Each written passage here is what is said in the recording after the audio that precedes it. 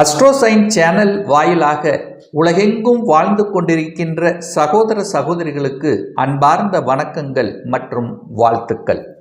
இன்றைய பதிவு 2024 வருடத்துக்குரிய ஜூன் மாதத்துக்குரிய பலாபலன்கள். முதலில் ஜூன் மாதத்தினுடைய கிரகநிலைகளை பார்க்கும் பொழுது மேசமனையில் செவ்வாய் பகவான் ஆட்சி பலம் பெற்றும், ரிஷபமனையில் புதன், குரு, சூரியன், சுக்கிரன் இந்த 4 கிரகங்கள் இணைவு பெற்றும், கன்னிமனையில் கேது பகவானும், கும்பமனையில் சனி பகவானும், மீனமனையில் ராகு பகவானும், சந்திரனும் இந்த மாத தொடக்கத்தில் இருக்கக்கூடிய இந்த அமைப்பை வைத்துக்கொண்டு, அதே சமயம் இந்த மாதம் பெயர்ச்சியாகக்கூடிய கிரகங்கள் பார்க்கும் பொழுது ஜூன் மாதம் 12ஆம் தேதி சுக்கிர பகவான் மிதுனமனைக்கும், ஜூன் மாதம் 14ஆம் தேதி புதன் பகவான் மிதுனமனைக்கும், ஜூன் மாதம் 15ஆம் தேதி சூரிய பகவான் மிதுனமனைக்கு பயிற்சியாகிறார்கள். ஸோ இந்த அமைப்புகளை வைத்துக்கொண்டு என்ன மாதிரியான பலன்கள், சாதகம் என்ன, பாதகம் என்ன, எதை செய்யலாம், எதை செய்யக்கூடாது, என்ன மாதிரியான தெய்வ வழிபாடு உகந்தது என்பதை பற்றித்தான் டீட்டெயிலாக இந்த பதிவில் நம்ம பார்க்க இருக்கிறோம். அதற்கு முன்னால் நம்முடைய சேனலை ஃபர்ஸ்ட் டைம் நீங்கள் பார்ப்பவர்கள் என்றால் மறக்காம சப்ஸ்கிரைப் பண்ணிக்கிங்க. தனுசு ராசி அன்பர்களே, இந்த மாதம் அதாவது ஜூன் மாதம் எப்படி இருக்கும் அப்படின்னு பார்க்கும் பொழுது உங்களுடைய ராசிநாதனான குரு பகவான் 6ஆம் இடத்துல போய் மறைஞ்சிருக்கார். அப்போ ராசிநாதன் 6ல் போய் மறைஞ்சிட்டாரே, நமக்கு பெரிய கெடுதல்கள் ஏற்பட்டு விடுமோ என்ற ஐயப்பாடு ஒரு சிலருக்கு இருக்கும். அது காலச்சக்கரத்தினுடைய 2வது வீடு தனஸ்தானம்லவா. அப்போ உங்களுடைய எண்ணங்கள், செயல்கள், சிந்தனைகள் எல்லாமே பொருளாதாரம் சார்ந்த, பொருளாதாரத்தை அபிவிருத்தி செய்வது, பணத்தை எப்படி பெருக்குவது என்கின்ற எண்ண ஓட்டங்கள் தான் அதிகமாக இந்த மாதம் உங்களுக்கு இருந்து கொண்டிருக்கும். அதுவும் குரு பார்த்தீங்கன்னா இந்த மாதம் 9ஆம் அதிபதியாக சூரியனோட சேர்ந்திருக்கார். அப்போ சிவராஜ யோகத்துடன் இருக்கக்கூடிய இந்த மாதத்தில் பார்த்தீங்கன்னா உங்களுக்கு நல்லவைகள் நடக்கக்கூடிய, தொட்டது துளங்கக்கூடிய, எடுத்த காரியங்களில் ஜெயமாகக்கூடிய தன்மை என்பது இயல்பாகவே இந்த மாதம் இருக்கும். அப்போ குரு 6ஆம் இடத்தில் இருக்கிறதுனால கடன் வந்துருமோ என்கின்ற எண்ணப்பாடு இருக்கும். அப்போ கடனால் உங்களுக்கு அனுகூலம், ஆதாயம், கடனை வாங்கி அதன் மூலமாக லாபத்தை அடைவது, அல்லது நீங்கள் ஏதாவது ஒரு ப்ராப்பர்ட்டி வாங்கி அந்த ப்ராப்பர்ட்டி கடனை அடைப்பதற்கான நிகழ்வுகள் இதெல்லாமே உங்களுக்கு இருந்து கொண்டே இருக்கும். 2ஆம் இடம் என்பது தனஸ்தானம், குடும்பஸ்தானம், வாக்குஸ்தானம் அல்லவா. அந்த இடத்தை குரு பகவான் பார்க்கிறார் அல்லவா. அப்போ தனம் நன்றாக இருக்க போகிறது, குடும்பம் நன்றாக இருக்க போகிறது, உங்க வாக்கு வன்மை பெருக போகிறது அப்படின்னு எடுத்துக்கலாம். அப்போ கடந்த காலத்தில் பார்த்தீங்கன்னா அந்த குரு பகவான் பார்த்தீங்கன்னா ராகுவோட பீடிக்கப்பட்டு இருந்தார். அப்போ பொருளாதாரம் சார்ந்த விஷயத்தில் ஏதாவது ஒரு கஷ்டத்தன்மைங்கிறது இருந்து கொண்டே இருக்கும். அல்லது வருமானம் வந்தால் செலவு ஏதாவது ஒரு ரூபத்தில் செலவாகி கொண்டே இருக்கும். அப்போ தங்கவே இல்லை அப்படிங்கிற எண்ணம் கொண்ட இந்த தனுசு ராசி என்பவர்களுக்கு இந்த மாதத்திலிருந்து பார்த்தீங்கன்னா பொருளாதார ஏற்றம் இருக்கும். சரியான யுக்தியை கடைபிடித்து அதில் வளர்ச்சி பெறக்கூடிய அந்த தன்மை என்பது உங்களுக்கு சிறப்பாக இருக்கும். குடும்பம் சார்ந்த விஷயத்தில் இருந்து வந்த பிரச்சனைகள், அதுக்குள்ளே இருந்து வந்த சில சங்கடங்கள் எல்லாமே விலகக்கூடிய தன்மை, இதுவரைக்கு தன்னுடைய சொல்வாக்கு பலிக்கல, தன்னுடைய பேச்சை யாரும் கேட்கல, அதாவது பேச்சையும் அறிவையும் வைத்து செய்யக்கூடிய அத்தனை விதமான தொழில்களுக்கும் இந்த தனுசு ராசி என்பவர்களுக்கு இந்த மாதம் முதல் நன்றாக இருக்கக்கூடிய தன்மை. என்ன மாதிரி தன்மை? கன்சல்டிங், தன்னுடைய பேச்சறிவை கொள்ளக்கூடிய, போதனைகள் செய்யக்கூடிய, உத்தியோகத்தில் இருக்கக்கூடிய, அதாவது என்ன வாத்தியார் உத்தியோகத்தில் இருக்கக்கூடிய, சொல்லிக் கொடுத்தல், டீச்சிங், இந்த மாதிரி தன்மையில் இருக்கக்கூடியவர்கள், மார்க்கெட்டிங் ஜாப்ல இருக்கிறவங்களுக்கெல்லாம் அனுகூல வாய்ப்புகளை கொடுக்கக்கூடிய ஒரு நல்ல மாதம். 3ஆம் இடத்துல சனி பகவான் இருக்கார், ஆட்சி பலத்தோடு வலிமையா இருக்கார். 3க்குரியவன் 3ஆம் இடத்திலேயே வலிமையா இருக்கார். அப்போ சனி உபஜயஸ்தானத்தில் இருப்பது சரி, நல்லது. அப்போ என்ன பண்ணும், 3ஆம் இடம் வலிமை பெறப்போகிறது அப்படின்னு அர்த்தம். அப்போ மன தைரியத்தை கொடுக்கும், தைரிய வீரியத்தை கொடுக்கக்கூடிய மாதம். சகோதரர்கள் மூலமாக நல்லவைகள் நடக்கக்கூடிய தன்மை. 3ஆம் இடம் என்பது சகோதர ஸ்தானம் அல்லவா. அப்ப சகோதர ஸ்தானமும் வலிமையா இருக்கு.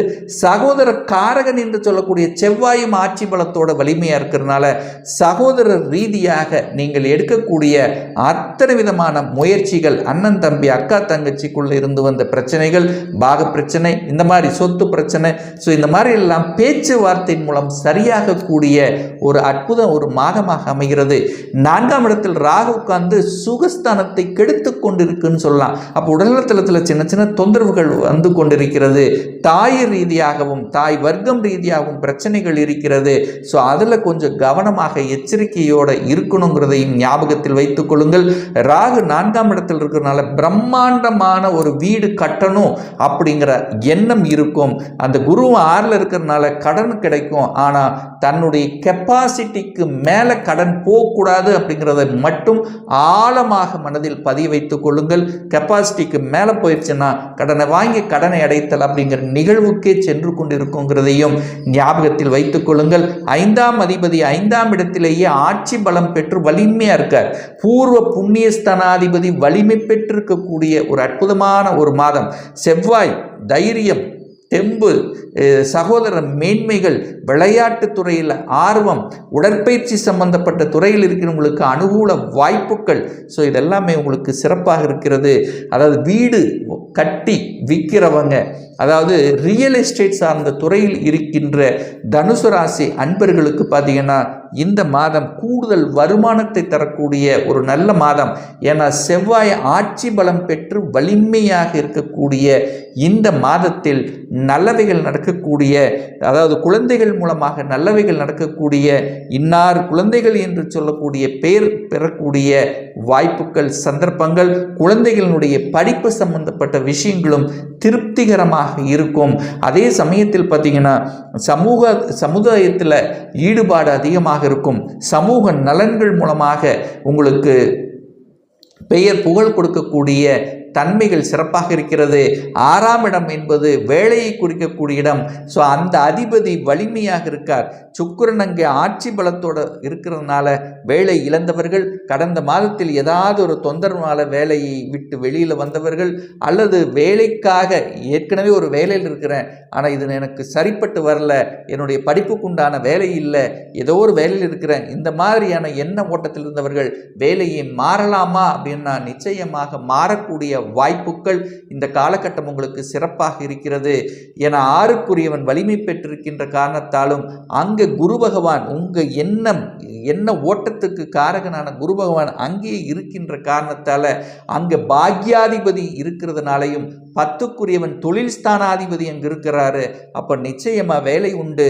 9, 10ஆம் அதிபதிகள் இணைவு பெற்றிருக்கின்ற காரணம், அதாவது தர்ம கர்மாதிபதி யோகத்துடனும் சிவராஜ யோகத்துடனும் இருக்கக்கூடிய இந்த காலகட்டத்தில் நிச்சயமாக வேலை சார்ந்த விஷயத்தில் அனுகூல மேன்மை, நினைத்த இடத்துல இடமாற்றம் செய்யக்கூடிய தன்மை, திடீரென்று ஒரு சிலருக்கு ப்ரமோஷன் கிடைக்கக்கூடிய தன்மை, அரசு சார்ந்த விஷயத்தில் அனுகூலங்கள், அரசியல்வாதிகளுக்கு ஆதாயம் கிடைக்கக்கூடிய தன்மைகள், அரசு எக்ஸாம் எழுதி காத்து கொண்டிருந்தவர்களுக்கு நல்ல செய்திகள் கொடுக்கக்கூடிய காலகட்டம்.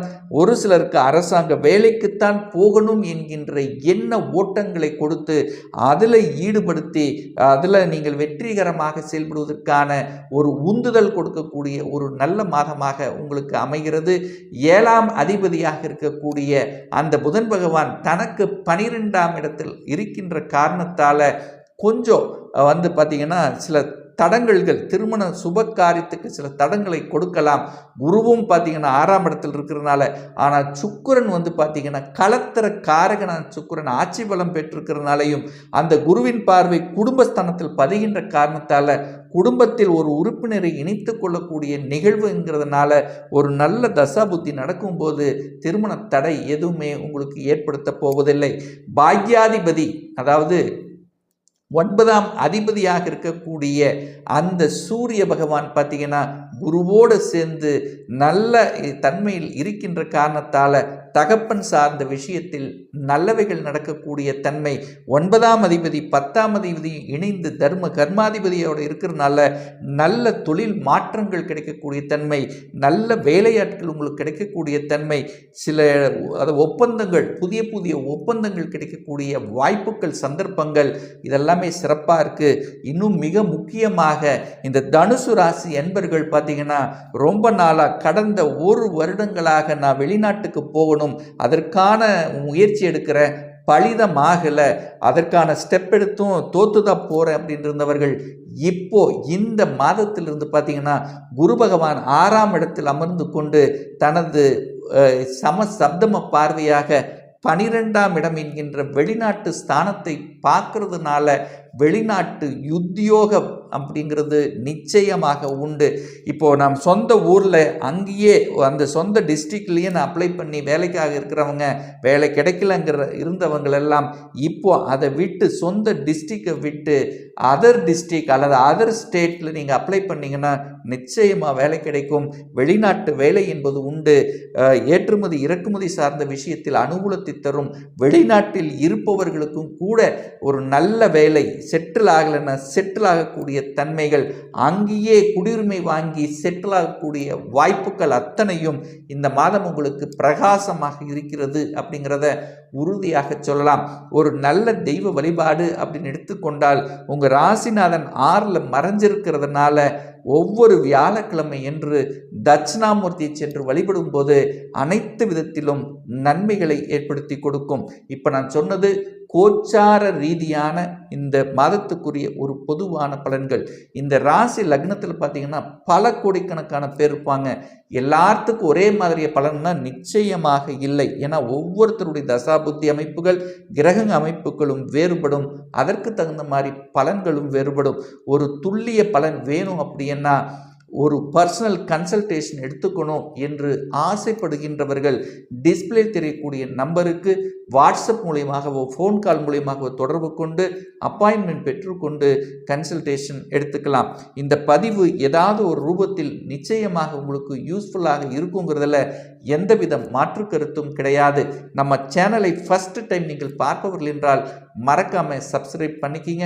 பக்கத்தில் இருக்கின்ற பெல் பட்டன் மற்றும் ஆல் நோட்டிஃபிகேஷனை கிளிக் பண்ணும்போது நான் போடக்கூடிய அடுத்தடுத்த பதிவுகள் உங்களுடைய நோட்டிஃபிகேஷனில் வந்து சேரும். மீண்டும் ஒரு நல்ல பதிவில் உங்களை சந்திக்கும் வரை உங்களிடமிருந்து விடைபெறுவது உங்கள் அஸ்ட்ராலஜர் டாக்டர் சதீஷ்.